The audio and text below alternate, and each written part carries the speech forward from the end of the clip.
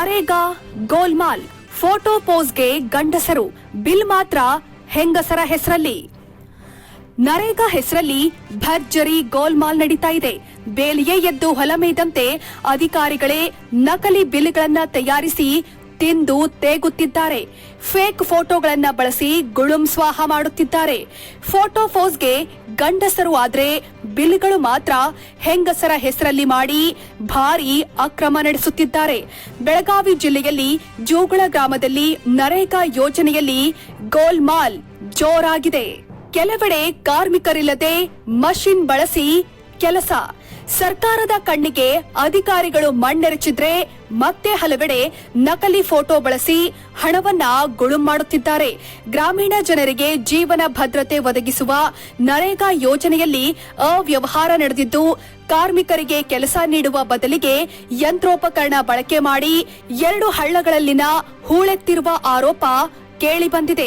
ಅಲ್ಲದೆ ನರೇಗಾ ವೆಬ್ಸೈಟ್ಗೆ ಕೂಲಿ ಕಾರ್ಮಿಕರು ಕಾರ್ಯನಿರ್ವಹಿಸುತ್ತಿರುವ ಬಗ್ಗೆ ನಾಮಕಾವಸ್ಥೆ ಫೋಟೋ ಕೂಡ ಅಪ್ಲೋಡ್ ಮಾಡಲಾಗಿದೆ.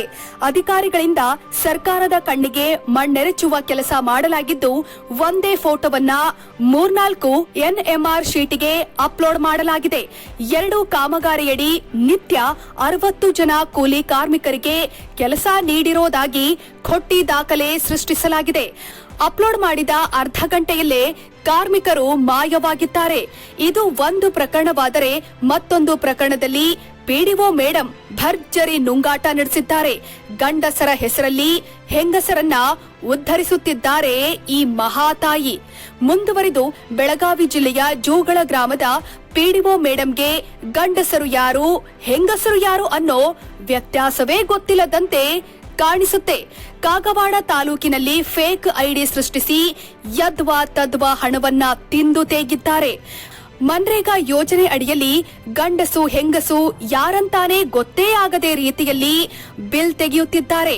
27 ಜೂನ್ 2025ರಂದು ಭಯಕ್ಕೆ ಘಟ್ಟಿಗೆ ಜಮೀನಿನಿಂದ ಕುಂಟು ಅಕ್ಕೋಳೆ ಜಮೀನಿನವರೆಗೆ ಸಂಪರ್ಕ ರಸ್ತೆ ಕಾಮಗಾರಿಗೆ ಹಾಜರಾತಿ ಹಾಕಿದ್ದಾರೆ.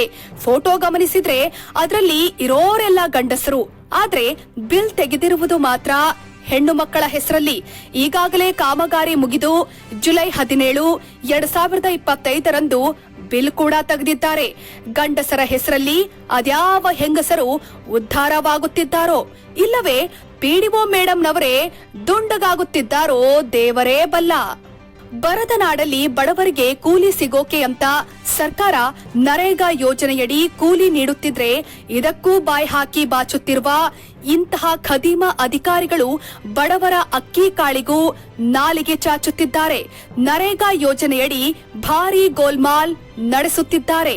ಮಷಿನ್ ಬಳಸಿ ಕಾಮಗಾರಿ ನಡೆಸಿ ಬಡವರ ಹೆಸರಲ್ಲಿ ಲೂಟಿ ಮಾಡುತ್ತಿದ್ದಾರೆ. ಇನ್ನೂ ಹಲವೆಡೆ ನಕಲಿ ಐಡಿ ಸೃಷ್ಟಿಸಿ ಹಣ ಗುಳುಂ ಮಾಡುತ್ತಿದ್ದಾರೆ. ನಾಚಿಕೆಗೇಡಿನ ಇಂಥವರಿಂದ ಬಡ ಜನರ ಹೊಟ್ಟೆಪಾಡಿಗೆ ಗುಳೆ ಹೊರಡುತ್ತಿದ್ದಾರೆ. ಸರ್ಕಾರದ ಕಣ್ಣಿಗೆ ಮಣ್ಣೆರಚಿ ಗಡದ್ದಾಗಿ ತಿಂದು ತೇಗುತ್ತಿದ್ದಾರೆ.